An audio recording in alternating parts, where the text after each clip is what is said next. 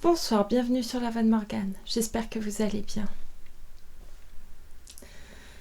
Je vais reprendre tout de suite la lecture d'Anna Karénine de Tolstoï. J'en étais à la deuxième partie, au chapitre 13. Je vous remercie beaucoup pour votre écoute. Pardon, je suis toute pleine d'interrogations.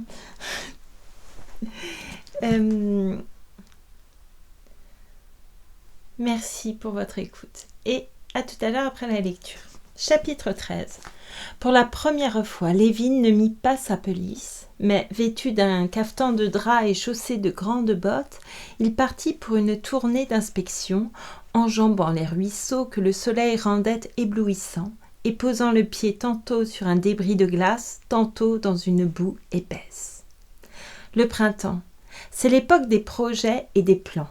Lévin, en sortant, ne savait pas plus ce qu'il allait entreprendre que l'arbre ne devine comment et dans quel sens s'étendront les jeunes pousses et les jeunes rameaux enveloppés dans ses bourgeons. Mais il sentait que les plus beaux projets et les plans les plus sages débordaient en lui. Il alla d'abord voir son bétail. On avait fait sortir les vaches. Bien réchauffées et leurs nouveaux poils luisants, elles meuglaient, impatientes d'aller au champ.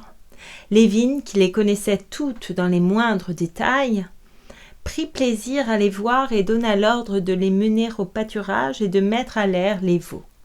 Le berger tout guilleret fit ses préparatifs de départ, tandis que les vachères, retroussant leurs jupes sur leurs jambes nues encore vierges de hâle, barbotaient dans la boue à la poursuite des veaux que le printemps faisait beugler de joie et qu'elles empêchaient à coups de gaule de quitter la cour. Lévin admira les nouveau-nés de l'année qui étaient vraiment d'une beauté peu commune.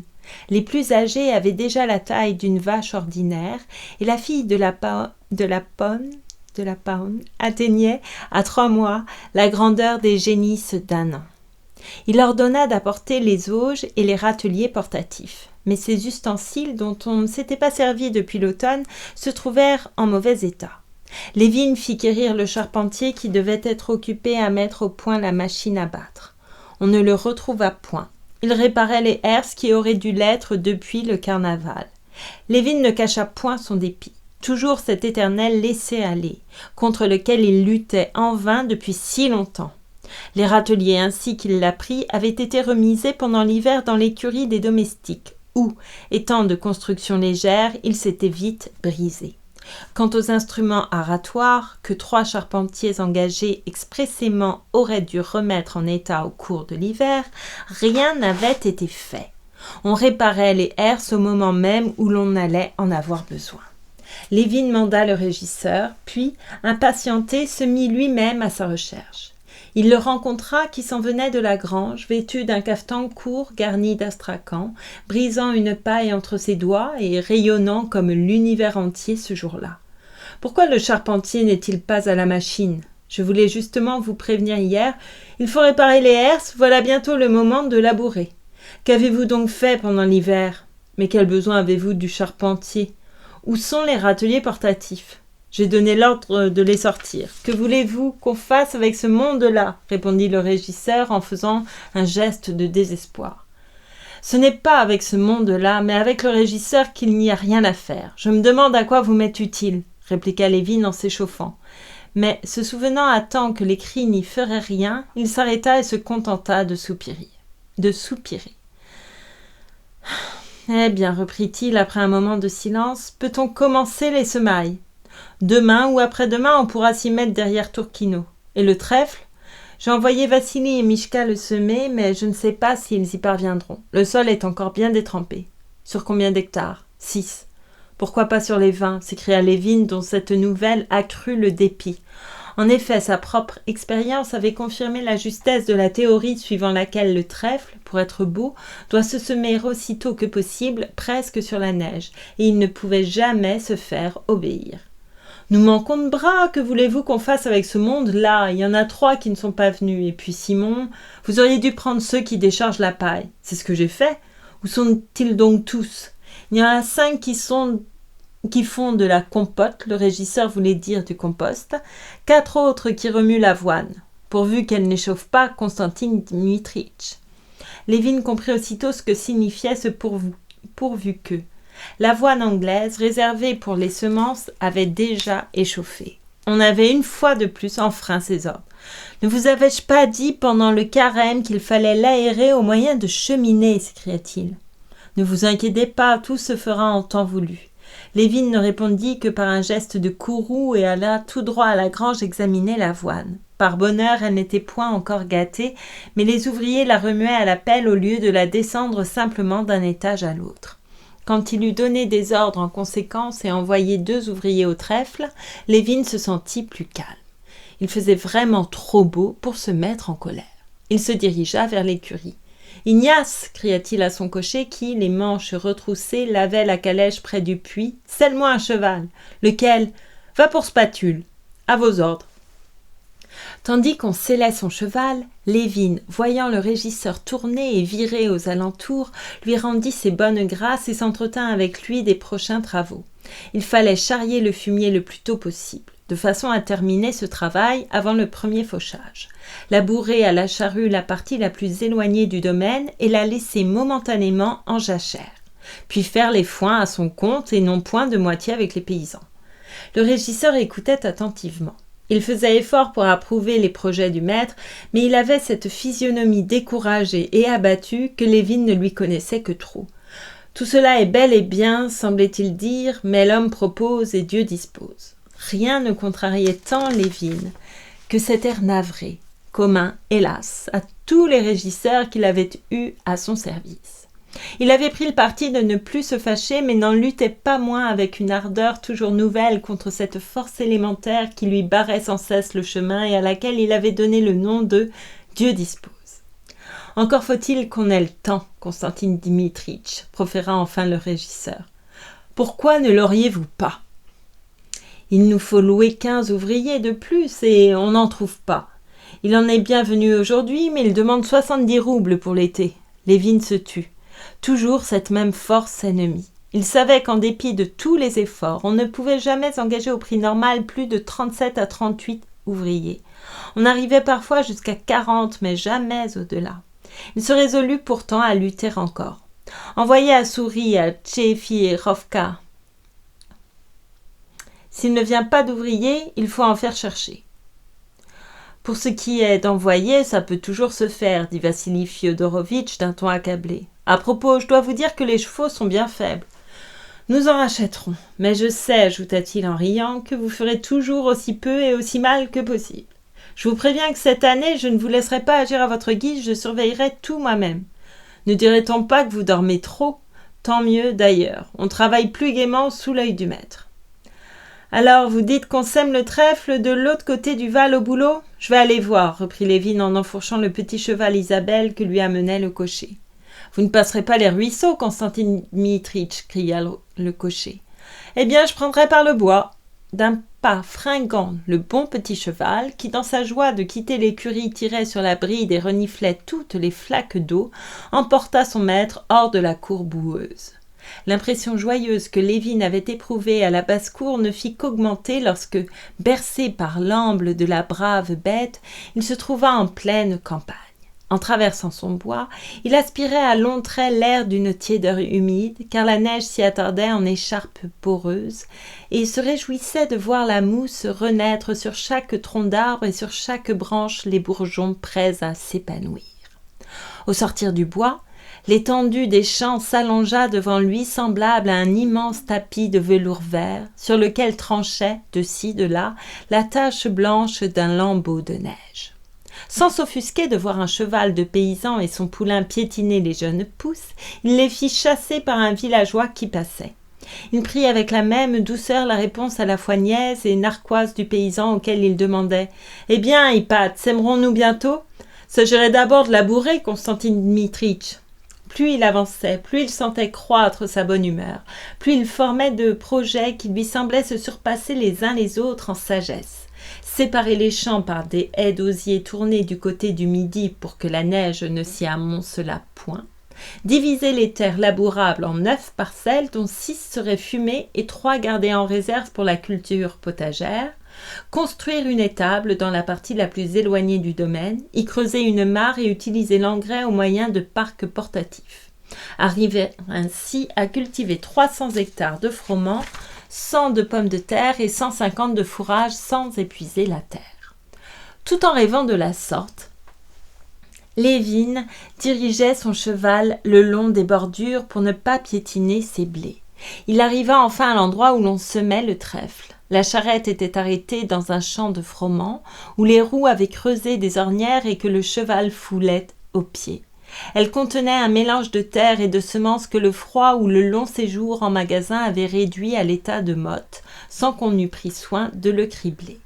Assis au bord d'une sente, les deux journaliers allumaient une pipe commune. À la vue du maître, l'un d'eux, Vassili, se dirigea vers la charrette, tandis que l'autre, Mishka, se mettait en devoir de semer. Tout cela n'était pas dans l'ordre, mais Lévin, qui se fâchait rarement contre les ouvriers, ordonna simplement à Vassili de ramener la charrette sur la dérayure. « Ça ne fait rien, allez, notre maître, objecta Vassili, ça repoussera, croyez-moi. »« Fais-moi le plaisir, rétorqua Lévin, d'obéir sans raisonner. »« Bien, notre maître, répondit Vassili en prenant le cheval par la bride. Pour de la semence, c'est de la semence, reprit-il pour entrer en grâce. Il n'y a vraiment pas plus beau. Seulement, on avance guère vite, on traîne comme qui dirait un boulet à chaque patte. Mais, dis-moi, pourquoi ne l'a-t-on pas criblé ? Ça ne fait rien, allez, notre maître, on fait ça nous-mêmes, répondit Vassili en triturant une motte de semences dans le creux de sa main. Le coupable n'était pas Vassili. Lévin ne pouvait donc pas s'en prendre à lui. Pour calmer son dépit, il recourut à un moyen maintes fois expérimenté. Après avoir considéré un moment Mishka qui soulevait à chaque pas d'énormes paquets de glaise, il prit le semoir de Vassili dans le dessein de semer lui-même. « Où t'es-tu arrêté ?» Vassili indiqua l'endroit du pied et Lévin commença à semer du mieux qu'il put. Mais il avançait difficilement, comme dans un marais. Aussi, quand il eut terminé une planche, il s'arrêta tout en nage et rendit le semoir à l'ouvrier. « Surtout, notre maître, dit Vassili, faudra voir à pas m'attraper pour cette planche-là. »« Tu crois ?» dit gaiement Lévin, sentant que son moyen avait déjà opéré. « Vous verrez cet été, ça repoussera en première, c'est moi qui vous le dis. Regardez-moi plutôt ce champ que j'ai semé l'autre printemps. Faut que je vous dise, Constantine Mitrich, je travaille pour vous comme si c'était pour mon vieux. J'aime pas la mauvaise ouvrage et j'ai l'œil à ce que les autres en fassent pas. Quand le maître est content, n'est-ce pas, on l'est aussi. Rien qu'à reluquer ce champ-là, voyez-vous, ça fait du bien au cœur. Quel beau printemps, hein, Vassili ? Oui, y a pas à dire, nos vieux n'ont point souvenance d'avoir vu son pareil. Je reviens de chez le mien. Figurez-vous qu'il avait semé aussi 12 boisseaux et v'là qui soutient maintenant qu'on peut pas le distinguer du seigle. Il y a longtemps qu'on sème du froment chez vous ? Puis l'année dernière, et sur votre conseil encore. Même que vous nous avez fait cadeau de 20 boisseaux. On en a vendu 8 et on a semé le reste. Allons, ça va. Fais bien attention, dit Lévin en retournant à son cheval. Triture sérieusement les mottes et surveille de près Mishka. Et si la semence lève bien, il y aura pour toi 50 kopecks par hectare. Vous êtes ben honnête, notre maître. On serait content à moins. Lévin remonta à cheval pour inspecter le trèfle semé l'année précédente et le champ labouré pour le blé de printemps. Le trèfle avait fort bien levé. Il étalait déjà à travers les chaumes une verdure engageante. Dans cette terre à demi dégelée, le cheval enfonçait jusqu'au jarret. Il lui fut même impossible d'avancer dans les sillons libres de neige. Néanmoins, Lévin put constater que le labour était excellent. Dans 2 ou 3 jours, on pourrait herser et semer. Lévin revint par les ruisseaux, espérant que l'eau aurait baissé. Effectivement, il put les traverser et effraya au passage 2 canards sauvages. Il doit y avoir des bécasses, se dit-il, et un garde forestier qu'il rencontra en approchant de la maison lui confirma cette supposition. Il mit aussitôt son cheval au trot afin d'avoir le temps de dîner et de préparer son fusil pour le soir. Chapitre 14. Au moment où Lévin rentrait chez lui fort content, il entendit un bruit de grelots du côté du grand portail. « Tiens, quelqu'un arrive de la gare, pensa-t-il. C'est l'heure du train de Moscou. Qui cela peut-il bien être ? Nicolas ? Ne m'a-t-il pas dit qu'au lieu d'aller prendre les eaux, il viendrait peut-être chez moi ? » Il fut un moment contrarié, craignant que la présence de son frère ne gâtât sa bonne humeur printanière. Mais, refoulant aussitôt ce sentiment égoïste, il se prit, avec une joie attendrie, à désirer de toute son âme que le visiteur annoncé par la clochette fût bien Nicolas. Il pressa son cheval et, au tournant d'un buisson d'acacia, il aperçut dans un traîneau de louage un monsieur en pelisse qu'il ne reconnut pas tout d'abord, pourvu que ce soit quelqu'un avec qui l'on puisse causer. « Eh, mais c'est le plus aimable des autres !» s'écria-t-il au bout d'un instant en levant les bras au ciel, car il venait de reconnaître Stepan Arkadievitch. « Que je suis content de te voir !» Il ajouta à part soi « J'apprendrai certainement de lui si elle est mariée. » Il s'aperçut aussitôt que par cette belle journée de printemps, le souvenir même de Kitty ne lui faisait aucun mal. « Avoue que tu ne m'attendais pas, » dit Stepan Arkadievitch en sortant de son traîneau, le visage rayonnant de santé et de joie, en dépit de 3 taches de boue qui s'étalaient sur son nez, ses joues, ses sourcils. « Je suis venu, 1 pour te voir, 2 pour tirer un coup de fusil, 3 pour vendre mon bois de Yergouchovo. »« Parfait. Et que dis-tu de ce printemps ? Comment as-tu pu arriver jusqu'ici en traîneau ?»« En tes legs, ce sera encore plus dur, Constantin Dimitritch, rétorqua le voiturier, une vieille connaissance de Lévin.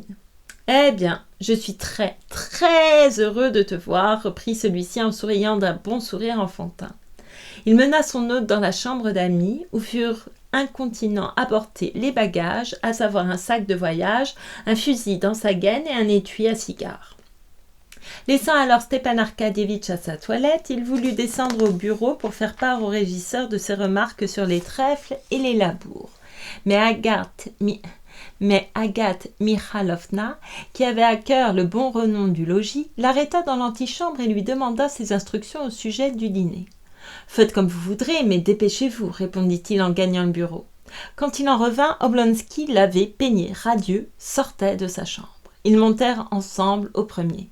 « Que je suis donc content d'être parvenu jusqu'à toi. Je vais enfin être initié au mystère de ton existence. Plaisanterie à part, je t'envie.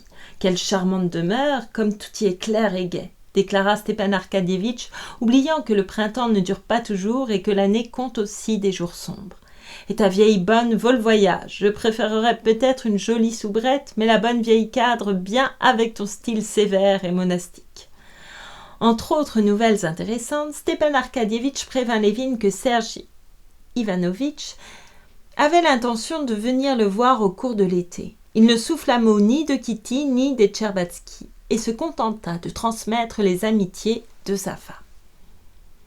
Lévin apprécia cette délicatesse. Au reste, la visite de Stepan Arkadievitch lui agréait fort. Comme toujours pendant ces périodes de solitude, il avait amassé durant sa retraite une foule d'idées et d'impressions qu'il ne pouvait communiquer à son entourage. Il déversa donc dans le sein de son ami l'exaltation que lui inspirait le renouveau, ses plans et ses déboires agricoles, les pensées qui lui étaient venues à l'esprit, ses remarques sur les livres qu'il avait lus et surtout l'idée fondamentale de l'ouvrage qu'il méditait, idée qui constituait, sans qu'il s'en doutât, la critique de tous les traités d'économie rurale. Stepan Arkadievitch, toujours aimable et prompt à tout saisir, se montra cette fois plus séduisant que jamais. Lévin crut même remarquer dans son attitude envers lui une nuance nouvelle de cordialité déférente, dont il ne laissa pas d'être flatté. Les efforts combinés d'Agathe Mikhailovna et du cuisinier pour améliorer l'ordinaire eurent ce résultat inattendu que les 2 amis, mourant de faim, se jetèrent sur les hors-d'œuvre, avalèrent pain, beurre, champignons marinés et une demi-volaille fumée, et que Lévin fit servir le potage sans attendre les petits pâtés sur lesquels le maître queux comptait pour éblouir leur invité. D'ailleurs, Stepan Arkadievitch, habitué pourtant à d'autres festins, ne cessa de trouver tout excellent. Le ratafia, le pain, le beurre, la volaille fumée, les champignons, la soupe aux orties, le poulet au blanc, le petit vin blanc de Crimée, tout le ravit, tout l'enchanta. « Parfait, parfait !» répétait-il en allumant après le rôti une grosse cigarette. « Je crois vraiment avoir abordé un paisible rivage après le tapage et les secousses d'une traversée mouvementée. Ainsi donc, tu prétends que l'élément représenté par l'ouvrier doit entrer en ligne de compte dans le choix du mode de culture. Je suis un profane dans ces questions, mais il me semble que cette théorie et son application auront aussi une influence sur l'ouvrier. » Oui, mais attends, je ne parle pas d'économie politique, je parle de l'économie rurale considérée en tant que science. Tout comme pour les sciences naturelles, il faut en étudier les données, les phénomènes et l'ouvrier du point de vue économique, ethnographique. Cependant, Agathe Mikhailovna apportait les confitures. Mes compliments, Agathe Fyodorovna, lui dit Stepan Arkadievitch en se baisant le bout des doigts. Quel confit, quel ratafia. Eh bien, Kostia, ajouta-t-il, n'est-il pas temps de partir? Lévin jeta un regard par la fenêtre sur le soleil qui déclinait derrière la cime encore dénudée des arbres. Oui, ma foi. Kousma, qu'on attelle le char à banc. Et il descendit l'escalier en courant. Stepan Arkadievitch le suivit et alla lui-même précautionneusement déballer son fusil contenu dans un étui de bois laqué recouvert d'une housse de toile. C'était une arme d'un modèle nouveau et coûteux. Prévoyant un bon pourboire, Kousma s'était attaché à ses pas et Stepan Arkadievitch ne l'empêcha point de lui passer et ses bas et ses bottes. À propos, Kostia, il doit venir tantôt un certain Rabinine, un homme de négoce. Veux-tu dire qu'on le reçoive et qu'on le fasse attendre? Serait-ce à Ryabinine que tu vends ton bois? Mais oui. Est-ce que tu le connais? Certes, j'ai eu affaire à lui positivement et définitivement. Stepan Arkadievitch se prit à rire. Positivement et définitivement étaient les mots favoris du personnage. Oui, il a des façons de parler bien amusantes. Ah ah, tu devines où va ton maître, ajouta-t-il en flattant de la main mignonne qui tournait en jappant autour de Lévin et lui léchait tantôt la main, tantôt la botte ou le fusil. Ils sortirent. Le char à banc les attendait à la porte. J'ai fait atteler, bien que ce soit tout près d'ici, mais si tu préfères, nous irons à pied. Je m'autant la voiture, dit Stepan Arkadievitch en prenant place. Il s'enveloppa les jambes d'un plaid tigré et alluma un cigare. Comment peux-tu te passer de fumer, reprit-il. Le cigare, c'est la volupté suprême. Ah, la bonne vie que tu mènes, comme je t'envie. Qui t'empêche d'en faire autant? Eh non, tu es un homme heureux, tu possèdes tout ce qui te fait plaisir. Tu aimes les chevaux, les chiens, la chasse, la culture, et tu as tout cela sous la main. Tu es heureux. C'est peut-être parce que j'apprécie ce que je possède et ne désire pas trop vivement ce que je n'ai point, répondit Lévin en songeant à Kitty. Stepan Arkadievitch saisit l'allusion, mais se contenta de le regarder sans mot dire. Si reconnaissant qu'il fut à Oblonsky d'avoir deviné avec son tact ordinaire combien ce sujet lui était douloureux, Lévin aurait pourtant voulu savoir à quoi s'en tenir, mais il n'osait point aborder la question. « Voyons, dis-moi où en sont tes affaires, reprit-il en se reprochant de ne penser qu'à ses propres soucis. Les yeux de Stepan Arkadievitch s'allumèrent. Tu n'admets pas qu'on puisse désirer quelque supplément à sa portion congrue. Selon toi, c'est un crime. Et moi, je n'admets pas qu'on puisse vivre sans amour, répondit-il, ayant compris à sa façon la question de Lévin. Je n'y puis rien, je suis ainsi fait. Et vraiment, quand on y songe, on fait si peu de tort à autrui et tant de plaisir à soi-même. Y aurait-il du nouveau, s'informa Lévin. Il y en a, mon cher. Tu connais le type des femmes ossianesques, ces femmes que l'on ne voit qu'en rêve. Eh bien, elles existent parfois en chair et en os, et elles sont alors terribles. La femme, vois-tu, c'est un thème inépuisable. On a beau l'étudier, on rencontre toujours du nouveau. Mieux vaut ne pas l'étudier alors. Oh si, je ne sais plus quel mathématicien a dit que le plaisir consistait à chercher la vérité et non point à la trouver. Lévin écoutait sans mot dire, mais il avait beau faire, il n'arrivait pas à pénétrer l'âme de son ami, à comprendre le plaisir qu'il prenait à des études de ce genre. Chapitre 15. Les deux amis arrivèrent bientôt à l'orée d'un jeune bois de tremble qui dominait la rivière. Ils descendirent de voiture. Après avoir posté Oblonsky au coin d'une clairière marécageuse, où la mousse apparaissait sous la neige, Lévin se plaça du côté opposé, près d'un bouleau fourchu, appuya son fusil à une branche basse, ôta son cafetan, remonta sa ceinture, vérifia la souplesse de ses mouvements. Mignonne le suivait à la botte. Elle s'assit avec précaution en face de lui, les oreilles à l'écoute. Le soleil qui disparaissait derrière les grands bois donnait un relief intense aux branches pendantes, déjà bourgeonnantes, des bouleaux disséminés parmi les trembles. Dans le fourré, où la neige n'avait pas encore complètement fondu, on entendait l'eau s'écouler à petits bruits en ruisselets sinueux. Les oiseaux gazouillaient et voletaient parfois d'un arbre à l'autre. Il y avait aussi des moments de silence absolu, où l'on percevait le bruissement des feuilles sèches remuées par le dégel ou par l'herbe qui perçait. En vérité, l'on voit et l'on entend croître l'herbe, se dit Lévin en remarquant une feuille de tremble humide et couleur d'ardoise qui soulevait la pointe d'un jeune brun. Immobile et tendant l'oreille, il promenait ses regards de sa chienne aux aguets à la terre couverte de mousse. Il les abaissait sur les cimes dépouillées dont la houle ondulait au-dessous de lui pour les reporter sur le ciel strié de nuées blanches qui s'obscurcissaient peu à peu. Un vautour passa d'un vol lent, très haut dans le lointain. Un autre le suivit et disparut à son tour. Dans le fourré, la mélodie des oiseaux se fit plus vive, plus animée. Un hibou ulula tout proche. Mignonne dressa l'oreille, fit quelques pas avec prudence et pencha la tête pour mieux écouter. Par-delà la rivière, un coucou lança 2 fois son appel cadencé, mais s'égosilla et n'émit plus que des sons discordants. « Entends-tu ? Déjà le coucou » dit Stepan Arcadievitch en quittant sa place. « Oui, j'entends » répondit Lévin, rompant à contre-cœur le silence des bois. « Mais attention, voilà le moment. » Stepan Arcadievitch retourna derrière son buisson et Lévin ne vit plus que l'éclair d'une allumette aussitôt suivi de la lueur rouge et de la fumée bleuâtre d'une cigarette. « Tchic, tchic » perçut-il bientôt. Oblonsky armait son fusil. « Qu'est-ce encore que ce cri » s'exclama celui-ci en attirant l'attention de Lévin sur un bruit sourd et prolongé assez semblable au hennissement folâtre d'un poulain. « Comment ? Tu ne sais pas ? C'est le cri du bouquin !» « Mais silence, voilà la croule !» s'écria presque Lévin en armant, lui aussi, son fusil. Un léger sifflement se fit entendre assez loin, puis, à la cadence régulière de 2 secondes, 1 second, puis un troisième, celui-ci suivi d'un croassement. Lévin leva les yeux à droite, à gauche, soudain tout en face de lui, dans le ciel d'un bleu trouble, au-dessus de la cime indéterminée des trembles conjuguant leurs jeunes pousses, apparut un oiseau.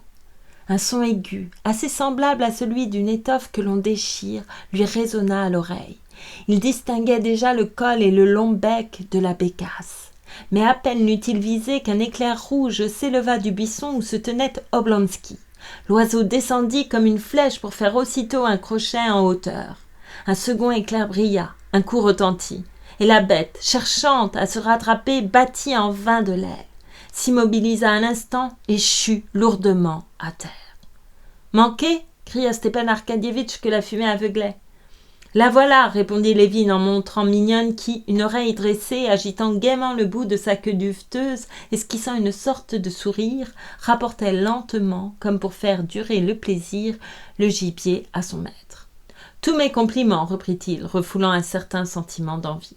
« J'ai eu un mauvais raté du coup droit » bougonna Stepan Arcadievitch en rechargeant son arme. « Chut, en voilà une autre » En effet, des sifflements se succédaient, rapides, perçants, mais que ne suivit cette fois aucun croassement. 2 bécasses, folâtrant et se poursuivant l'une l'autre, partirent juste au-dessus des chasseurs. 4 coups retentirent, mais les oiseaux, faisant à la façon des hirondelles un brusque crochet, se perdirent dans les airs.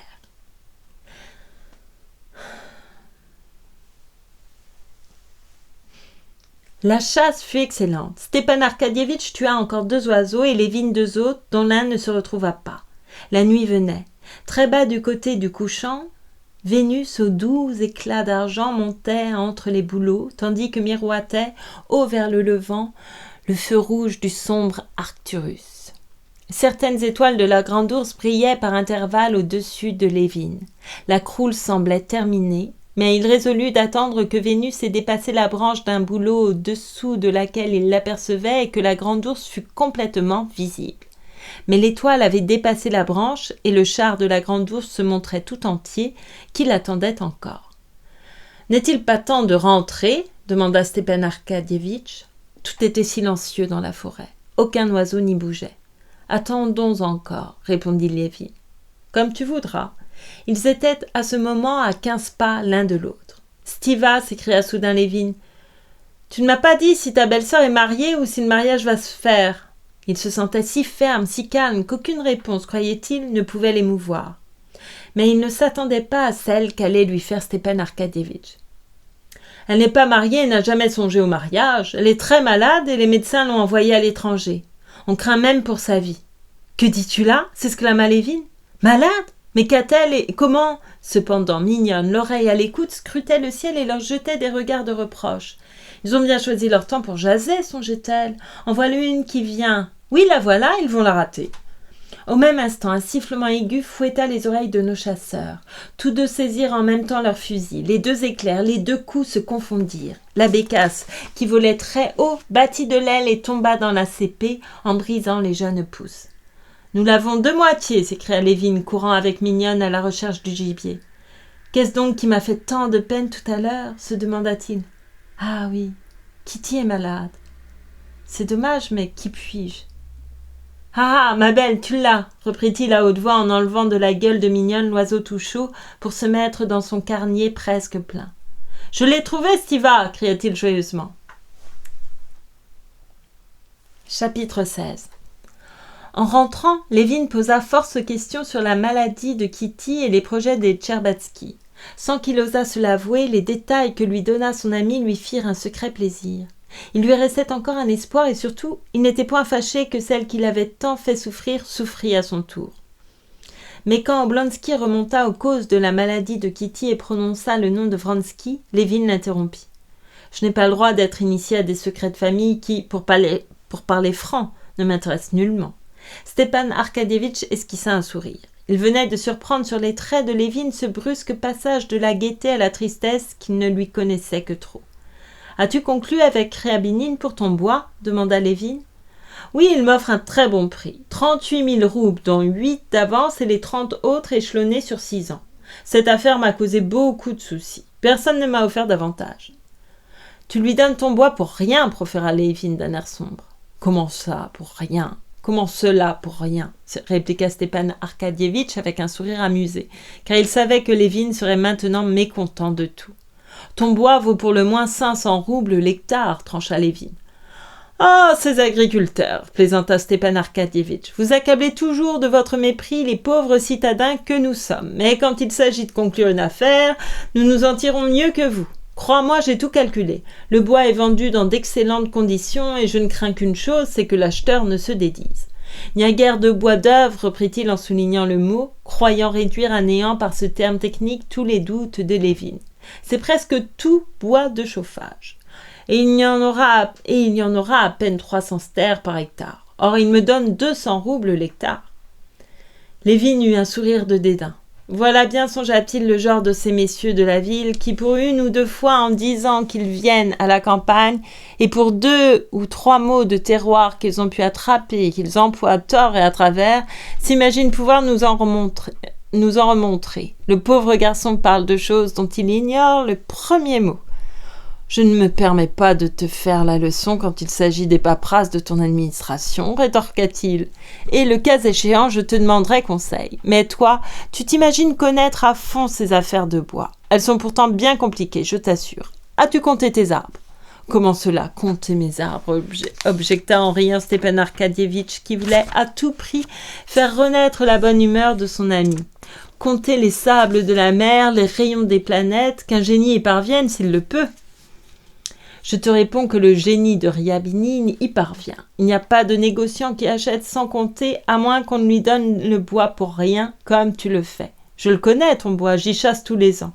Il vaut 500 roubles l'hectare, argent comptant, tandis qu'il t'en offre 200 à tempérament. Tu lui fais cadeau de quelques 30 000 roubles. Ne t'emballe pas, voyons, dit Oblonsky d'un ton plaintif. Pourquoi personne ne m'a-t-il offert ce prix-là ? Parce qu'il est de connivence avec les autres marchands et qu'il leur a promis une ristourne. Je connais tous ces gens-là, j'ai eu affaire à eux. Ils s'entendent comme larrons en foire. Sois tranquille, le Ryabinin dédaigne les petits profits de 10 à 15%. Il attend son heure et achète 20 kopecks, ce qui vaut 1 rouble. Tu vois les choses en noir. Pas le moins du monde, conclut Lévin d'un ton sombre. Pas le moins du monde, conclut Lévin d'un ton sombre au moment où ils approchaient de la maison. Devant la porte stationnait une télègue, solidement bardée de fer et de cuir, solidement attelée d'un cheval bien nourri, où se prélassait le commis de Ryabinin, un gars à la mine bien rouge et au cafetan bien sanglé qui, à l'occasion, lui servait de cocher. Le patron en personne attendait les deux amis dans le vestibule. C'était un homme d'âge moyen, grand, sec, moustachu, le menton rasé et proéminent, les yeux ternes et à fleur de tête. Vêtu d'une redingote dont les longs pans s'ornaient de boutons très bas par derrière, il portait des bottes dont les tiges, droites à la hauteur des mollets, lui tombaient en accordéon sur les talons, et par-dessus ses bottes, de lourds caoutchoucs. Il s'essuya la figure avec son mouchoir, croisa sans qu'il en fût besoin les pans de sa redingote et s'avança vers les arrivants avec un sourire, tendant à Oblonsky une main qui semblait vouloir attraper quelque chose. « Ah, vous voilà, dit Stepan Arkadievitch en lui tendant la main. C'est parfait. Les chemins ont beau être mauvais, je n'aurais pas osé enfreindre les ordres de votre Excellence. Positivement, j'ai fait la route à pied, mais me voici au jour fixé. Mes hommages, Constantin Dimitritch, continua-t-il en se tournant vers Lévin, avec l'intention d'attraper aussi sa main. Mais celui-ci, qui retirait les bécasses du carnier, fit semblant de ne pas remarquer le geste. Vous êtes donné le plaisir de la chasse, ajouta Ryabinin avec un regard de mépris pour les bécasses. Quel oiseau ça peut-il bien être? Est-ce possible que ça ait bon goût? Il branla le chef d'un air désapprobateur. Était-ce vraiment la manger en chrétien? Veux-tu passer dans mon bureau? Demanda Lévin en français et sur un ton décidément lugubre. Entrez dans mon bureau, vous y discuterez votre affaire, reprit-il en russe. Où bon vous semblera, dit le marchand d'un air de supériorité dédaigneuse, voulant faire entendre que si d'autres ignoraient les finesses du savoir-vivre, lui, Ryabinin, se trouvait toujours et partout à sa place. En pénétrant dans le bureau, Ryabinin machinalement chercha des yeux l'image sainte, mais quand il l'eut trouvée, il ne se signa point. Il eut pour les bibliothèques et pour les rayons chargés de livres le même regard de dédain, le même hochement de tête qu'il avait accordé aux bécasses. Ici non plus, le jeu n'en valait pas la chandelle. « Eh bien, avez-vous apporté l'argent » demanda Oblonsky. « Mais asseyez-vous. L'argent ne fera point défaut. Pour le moment, on est venu faire un bout de causette. À quel propos? Mais asseyez-vous donc. Pour ce qui est de s'asseoir, on peut s'asseoir. » dit Ryabinin en se laissant tomber dans un fauteuil et en s'appuyant au dossier de la manière la plus incommode. « Il faut céder quelque chose, mon prince. Ce serait péché que de ne pas le faire. Quant à l'argent, il est tout prêt, définitivement et jusqu'au dernier kopek. De ce côté-là, il n'y aura pas de retard. » Ce discours cloua sur place Lévin qui, son fusil rangé dans une armoire, voulait se retirer. « Comment » s'écria-t-il. « Vous demandez encore un rabais? Mais vous offrez déjà un prix dérisoire. Si mon ami était venu me trouver plus tôt, je lui aurais fait une proposition. » Ryabinin se leva et toisa Lévin en souriant. « Constantin Dimitritch est par trop dur à la détente, dit-il en s'adressant à Oblonsky. On n'achète définitivement rien avec lui. J'ai marchandé son blé, je lui offrais un bon prix et pourquoi vous ferais-je cadeau de mon bien? Je ne l'ai que je sache ni trouver ni voler. Faites excuse, au jour d'aujourd'hui, il est positivement impossible de voler. Au jour d'aujourd'hui, voyez-vous, la procédure est définitivement devenue publique. Tout se passe honnêtement et ouvertement. Comment pourrait-on voler dans ces conditions? Nous avons traité en honnêtes gens. Le bois est trop cher, je ne joindrai pas les deux bouts. Il faut me faire une petite concession. Mais votre affaire est-elle, oui ou non, conclue? Si oui, il n'y a plus à marchander, sinon c'est moi qui achète le bois. Le sourire disparut du visage de Ryabinin, cédant la place à une expression d'oiseau de proie, rapace et cruel. De ses doigts osseux et agiles, il déboutonna sa redingote, offrant au regard sa blouse russe, son gilet aux boutons de cuivre, sa chaîne de montre, et il tira de son sein un gros portefeuille usé. « Le bois est à moi, s'il vous plaît, proféra-t-il, en tendant la main après un rapide signe de croix. Prends mon argent, je prends ton bois. Voilà comment Ryabinin entend les affaires. Il ne coupe pas les liards en quatre, ajouta-t-il d'un ton bourru, en brandissant son portefeuille. À ta place, je ne me presserai pas, conseilla Lévin. Que dis-tu? Objecta non sans surprise Oblonsky. Je lui ai donné ma parole. Lévin sortit en faisant claquer la porte. Ryabinin hocha la tête en souriant. Tout ça, voyez-vous, c'est de l'enfantillage, positivement et définitivement. Parole d'honneur, j'achète quasiment pour la gloire parce que je veux qu'on dise c'est Ryabinin et non un autre qui a acheté le bois d'Oblonsky. Et Dieu sait si je m'en tirerai. Parole d'honneur. Eh bien, il s'agit maintenant de rédiger un petit contrat. 1 heure plus tard, l'homme de négoce, la redingote bien agrafée, la houppelande bien croisée sur sa poitrine, remontait dans sa bonne télègue bien solide, emportant chez lui un contrat en bonne et due forme. « Ah, c'est beau, monsieur, dit-il à son commis. Toujours la même histoire. Ça, c'est bien. Pardon. Ça,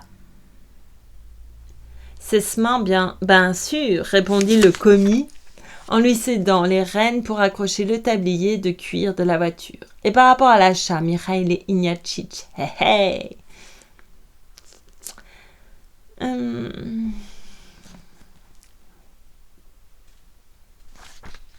Chapitre 17. Stepan Arkadievitch monta au premier, la poche bourrée de billets à 3 mois que Ryabinin avait su lui faire accepter en acompte. La vente était conclue. Il tenait l'argent en portefeuille, la chasse avait été bonne, il se sentait donc de fort belle humeur et désirait mettre par un joyeux souper une fin agréable à une journée si bien commencée. Pour cela, il fallait à tout prix distraire Lévin. Mais quelque désir qu'eût celui-ci de se montrer aimable et prévenant, il n'arrivait point à chasser ses idées noires. La nouvelle que Kitty n'était pas mariée l'avait comme enivré, mais au fond de la griserie, il avait trouvé l'amertume. Pas mariée et malade. Malade d'amour pour celui qui l'avait dédaigné. C'était presque une injure personnelle. Vronsky l'avait repoussée, mais elle l'avait repoussé, lui, Lévin. Vronsky n'avait-il pas acquis le droit de le mépriser? Ce n'était là d'ailleurs qu'une impression assez vague, et plutôt qu'à la vraie cause de sa contrariété, Lévin s'en prenait à des bagatelles. Cette absurde vente de forêt, la tromperie dont Oblonsky avait été victime sous son toit, l'irritèrent tout particulièrement. « Alors, c'est fini » demanda-t-il en voyant revenir Oblonsky. « Veux-tu souper ?»« Ce n'est pas de refus, la campagne me donne un appétit de loup. Mais pourquoi n'as-tu pas invité Ryabinin ? Hé, qu'il aille à tous les diables !»« Bigre, comme tu le traites, tu ne lui donnes même pas la main, pourquoi ? » ?»« Parce que je ne la donne pas à mon domestique, lequel vaut 100 fois mieux que lui. » »« Quelles idées arriérées ! Et la fusion des classes, qu'en fais-tu ? Je l'abandonne aux personnes à qui elle est agréable. Quant à moi, elle me dégoûte. Décidément, tu n'es qu'un rétrograde. À vrai dire, je ne me suis jamais demandé qui j'étais. Je suis tout bonnement Konstantin Lévin. Un Konstantin Lévin bien maussade, dit en souriant Oblonsky. C'est vrai. Et sais-tu pourquoi ? À cause de cette vente stupide. Excuse le mot. Stepan Arkadievitch prit un air d'innocence outragé. Voyons, fit-il, quand quelqu'un a-t-il vendu, quoi que ce fût, sans qu'on lui ait dit aussitôt « Mais cela vaut bien davantage !» Par malheur, personne n'offre ce beau prix avant la vente. Non, je vois que tu as une dent contre ce malheureux Ryabinin. Peut-être, et je vais te dire pourquoi. Tu auras beau me traiter encore de rétrograde ou de quelque autre nom aussi cocasse, je ne saurais trop déplorer l'appauvrissement général de cette noblesse à laquelle, en dépit de la fusion des classes, je suis fort heureux d'appartenir. Si encore c'était là une conséquence de nos prodigalités, passe encore, mener la vie à grande guide, cette affaire aux nobles, et eux seuls s'y entendent. Je ne suis point froissé de voir les paysans acheter nos terres. Le propriétaire ne fait rien. Le paysan travaille et prend la place de l'oisif. C'est dans l'ordre et j'en suis heureux pour lui. Mais ce qui me vexe, c'est de constater que notre noblesse se laisse dépouiller par, comment dirais-je ? Oui, c'est cela, par innocence. Ici, c'est un fermier polonais qui achète à moitié prix d'une dame qui habite Nice un superbe domaine. Là, c'est un négociant qui prend à ferme pour 1 rouble l'hectare, ce qui en vaut 10. Aujourd'hui, c'est toi qui, sans rime ni raison, fais cadeau à ce coquin d'une 30aine de 1000 roubles. Alors, d'après toi, j'aurais dû compter mes arbres un à un. Parfaitement. Si tu ne les as pas comptés, sois sûr que Ryabinin l'a fait pour toi. Ses enfants auront de quoi vivre et s'instruire, et Dieu sait si les tiens... Excuse-moi, je trouve ce calcul mesquin. Nous avons nos occupations, ils ont les leurs, et il faut bien qu'ils fassent leurs bénéfices. Au demeurant, l'affaire est terminée, il n'y a plus à y revenir. Mais voici venir des œufs sur le plat qui me paraissent fort appétissants. Sans compter qu'Agathe Michalovna va nous sortir cette excellente eau-de-vie. Oblonsky se mit à table et plaisanta avec Agathe Michalovna, l'assurant qu'il n'avait de longtemps si bien dîné ni si bien soupé. Au moins, dit celle-ci, vous avez, vous, une bonne parole à donner, tandis que Konstantin Dmitritch ne lui servit-on qu'une croûte de pain, il l'avalerait sans rien dire et s'en irait. Quelque effort qu'il tenta pour se dominer, Lévin restait sombre et silencieux. Il avait sur les lèvres une question qu'il ne se décidait pas à poser, ne sachant trop ni de quelle manière ni à quel propos la formuler. Stepan Arkadievitch avait eu le temps de redescendre dans sa chambre, d'y faire sa toilette, de revêtir une chemise de nuit tuyautée et enfin de se coucher, que Lévin tournait encore autour de lui, abordant 1000 bagatelles sans avoir le courage de demander ce qui lui tenait à cœur. « Comme c'est bien présenté, dit-il en développant une savonnette parfumée, attention d'Agathe Mikhailovna dont Oblonsky ne profitait point. Regarde donc, c'est vraiment une œuvre d'art. » « Oui, tout se perfectionne de nos jours, approuva Stepan Arkadievitch avec un bâillement de béatitude. Les théâtres, par exemple, et autres lieux de plaisir. Ici, nouveau bâillement. Il y a partout maintenant la lumière électrique. Oui, la lumière électrique, répéta Lévin. À propos, et Vronsky, que devient-il? Se risqua-t-il enfin à demander en abandonnant sa savonnette. Vronsky, dit Stepan Arkadievitch, cessant soudain de bâiller. Il est à Pétersbourg. Il est parti peu de temps après toi et n'est plus revenu à Moscou. Sais-tu, Kostia, continua-t-il en s'accoudant à la table de nuit et en appuyant sur sa main son beau visage qu'éclairaient comme 2 étoiles de bons yeux quelque peu somnolents, en toute franchise, ne t'en prends qu'à toi-même. Tu as eu peur d'un rival et je te répète ce que je te disais alors. Je ne sais lequel de vous deux avait le plus de chance. Pourquoi n'avoir pas été de l'avant? Ne t'avais-je pas prévenu que... Et il bâilla des mâchoires, tâchant de ne pas ouvrir la bouche. Sait-il ou ne sait-il pas que j'ai fait ma demande se demandait Lévin en le dévisageant. Oui, il y a de la ruse, de la diplomatie dans ses traits. Et se sentant rougir, il plongea sans mot dire son regard dans celui d'Oblonsky. En admettant, continuait Stepan Arkadievitch, qu'elle ait éprouvé pour lui un sentiment quelconque, il ne peut s'agir que d'un entraînement superficiel. C'est la mère qui s'est laissée séduire par l'aristocratie de ses manières et la brillante position qu'il occupera un jour dans le monde. Lévin fronça le sourcil. L'injure du refus lui poignit de nouveau le cœur comme une blessure toute fraîche. Par bonheur, il était chez lui. Et chez soi, on se sent plus fort. Un instant, s'écria-t-il en interrompant Oblonsky. Tu parles d'aristocratie. Veux-tu me dire en quoi consiste celle de Vronsky ou de n'importe quel autre et en quoi elle autorise le mépris que l'on a eu pour moi? Tu le considères comme un aristocrate? Je ne suis pas de cet avis. Un homme dont le père s'est poussé par de sales intrigues et dont la mère a eu je ne sais combien d'aventures? Non merci. J'appelle aristocrates les gens qui, comme moi, peuvent se revendiquer de 3 ou 4 générations d'honnêtes gens, instruits, cultivés.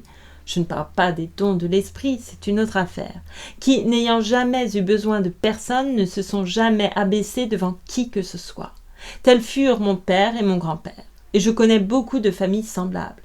Tu fais cadeau de 30 000 roubles à Ryabinine et tu trouves mesquin que je compte les arbres de mes bois? Mais tu te verras un jour confier quelques fermes du gouvernement et je ne sais quoi encore, ce que je n'obtiendrai jamais. Voilà pourquoi je ménage le bien que m'a laissé mon père et celui que je me suis acquis par mon travail. C'est nous qui sommes les aristocrates et non pas ceux qui vivent au crochet des puissants de ce monde et qui se laissent acheter pour pas grand-chose. À qui en as-tu ? Je suis de ton avis, répondit sincèrement Stepan Arkadievitch, fort amusé par cette sortie, mais soupçonnant que Lévin le rangeait, lui aussi, parmi ces gens qui se laissent acheter pour pas grand-chose. Tu n'es pas juste pour Vronsky, mais il ne s'agit pas de cela. Je te le dis tout franc, tu devrais partir avec moi pour Moscou et... Non, je ne sais si tu as eu connaissance de ce qui s'est passé. D'ailleurs, peu m'importe. Puisqu'il faut te le dire, je me suis déclarée à Catherine Alexandrovna et j'ai essuyé un refus qui me rend son souvenir pénible et humiliant. Pourquoi cela? Quelle folie! N'en parlons plus. Si je me suis emportée, je te fais toutes mes excuses. Maintenant qu'il s'était expliqué, sa bonne humeur lui était revenue. Allons, reprit-il en souriant et en prenant la main d'Oblonsky. Sans rancune, n'est-ce pas, Stiva? Mais je ne songe pas à me fâcher. Je suis bien aise que nous nous soyons ouverts l'un à l'autre. Mais dis-moi, la croûte est parfois bonne le matin. Je me passerai bien de dormir et j'irai ensuite tout droit à la gare. Entendu. Et je vais m'arrêter là pour cette lecture. Voilà. C'est la fin du chapitre 17. Je vous remercie beaucoup pour votre écoute. Allez, 1 ou 2 petits poèmes. Après tout, j'ai quelques recueils autour de moi. Je ne sais pas, je vais pas lire tout ça. Dans la cour boueuse de l'hiver, dans la cour poussiéreuse de l'été, le camion à bestiaux gare sa carcasse, le Tyser montre le droit chemin aux animaux, os tendres ankylosés. Les claquements des portes du poids lourd éteignent les couinements, meuglements. Pour faire face, on efface, c'est les vacances.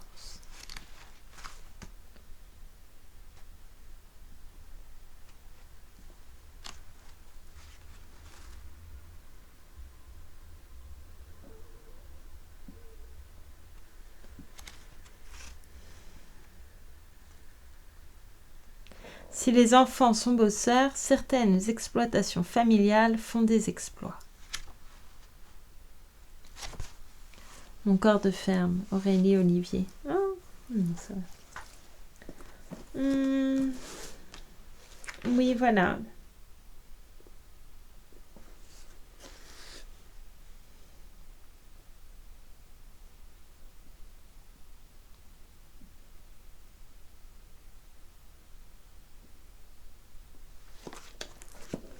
Non, je vais m'arrêter là. Je crois que je n'ai pas de chanson. J'ai pas vraiment envie de... Je suis fatiguée un petit peu. Excusez-moi. Mais j'avais quand même envie de lire. J'ai lu très vite peut-être. En tout cas, je vous remercie beaucoup. Faites bien attention à vous surtout. Et à très bientôt pour la suite de cette lecture et pour d'autres encore. Voilà. Merci encore. À bientôt.